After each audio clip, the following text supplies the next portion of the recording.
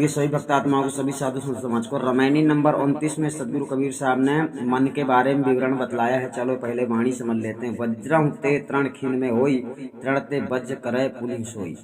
निजरु नीरु जानि परिहरिया, कर्म का बांधा लालच करिया। कर्म धर्म मति बुद्धि परिहरिया, झूठा नाम सांचले धरिया। रजगति त्रिविध कीन प्रकाशा, कर्म धर्म बुद्धि केर निवास विनाशा। रवि के उदय तारा भव छीना, चर बिहर दोनों में लीना। विष के खाए विष नहीं जावे, गारुण सो जो मर्त जियावे।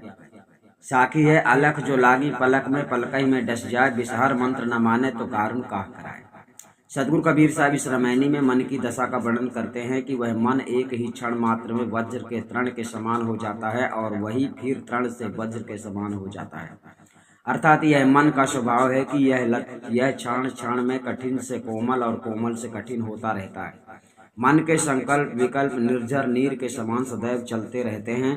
अर्थात पर्वत के झरने के जल जैसे सदैव चलते रहते हैं, ऐसे जानकर महात्मा जनों ने उसका साथ छोड़ दिया है, अर्थात उसका त्याग कर दिया है। किंतु जो मनुष्य अनेक प्रकार के शुभ अशुभ कर्मों की रस्सी से बांधा हुआ है, उसने लालच किया है और वह लालच से बांधा हुआ अनेक प्रकार के कर्म करता ही रहता है, किंतु जन्म मरण आदि के बंधनों से छूटने का कुछ भी उपाय नहीं करता है। मन के चक्र में पड़े हुए लोगों ने कर्म और धर्म तथा सत्य असत्य विचारणीय विवेक बुद्धि का परित्याग कर दिया है, अर्थात कर्म तथा धर्म के प्रपंच में पड़कर आत्मदृष्टि और मनुष्यत्व बुद्धि दोनों को त्याग कर दिया है और पशुवत आचरण करने लग गए हैं। और वह लोग झूठे नामों को सत्य मानकर धारण करते हैं, अर्थात ओम सोहम राम कृष्ण खुदा गाड इत्यादि अनेक स्वर व्यंजन संयुक्त झूठे क्षर जड़ विनाशी नामों को सत्य मानकर अपने कल्याण का हेत धारण कर चिंतन करते हैं।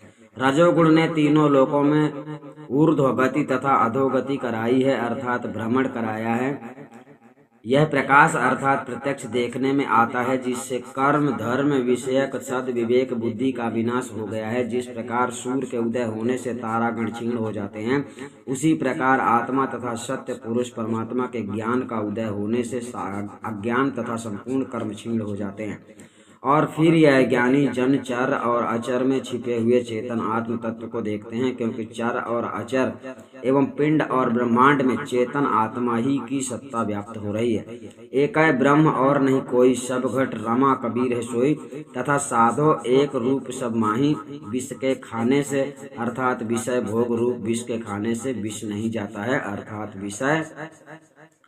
विषय वासना रूप विष नहीं उतरता है, किंतु और भी दृढ़ हो जाता है। जैसे सर्पों के विष के झाड़ने वाला गारुड़ी वही है जो सर्प के काटने पर अपने सर्प विष निवारक मंत्र से मरते हुए को जिंदा कर दे, अर्थात जिला दे। वैसे ही गुरु वही है जो जीव को अपना सदोपदेश द्वारा जन्म मरण रूप संसार बंधन से मुक्त कर दे, अर्थात जो काल के फंदे से बचा ले। अलख कहते हैं जो नेत्रादि इंद्रियों से लखने में नहीं आवे। ऐसा जो अलख निरंजन पिंडी मन रूपी सर्प है, वह सर्व के पलकों में सदैव लगा रहता है, क्योंकि जागृत अवस्था में चेतन आत्मा की चेतना शक्ति सुरति के संयुक्त मन का नेत्रों में निवास रहता है और वह पल भर में ही जीव को दंश करके भाग जाता है, अर्थात वह पल भर में ही कीट काट लेता है और उसका पल पल में विष चढ़ता रहता है। विषय वासना रूप विष को धारण करने वाला मन रूपी सर्प सद्गुरु के उपदेश रूपी मंत्र को नहीं मानता है, तो ऐसी स्थिति में भला गुरु स्वरूप गारुणी क्या करे।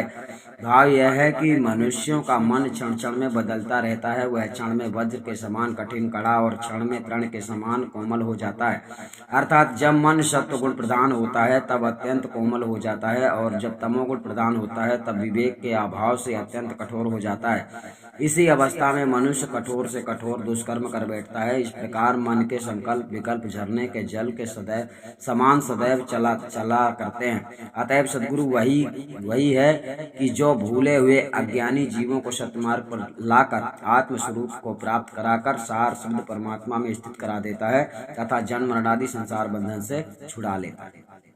अब आप समझ गए होंगे। यहाँ पर गुरु की महिमा यही है कि जब गुरु की बात आप मानोगे तो गुरु आपको ज्ञान दे पाएगा, गुरु आपको मार्ग पे चला पाएगा, गुरु आपको आत्मा परमात्मा का ज्ञान करा देगा, गुरु आपको परमात्मा में स्थिति करने की पूरी प्रक्रिया समझाएगा कि कैसे स्थिति होती है, मतलब परमात्मा की प्राप्ति कैसे होती है। ठीक है, सबसे पहली बात है आत्मज्ञान को जानना। ये भेदी गुरु आपको 3 सेकंड में आत्मज्ञान करवा देता है। ठीक है, सतनाम साहेब बंदी, हम आपको फिर मिलेंगे।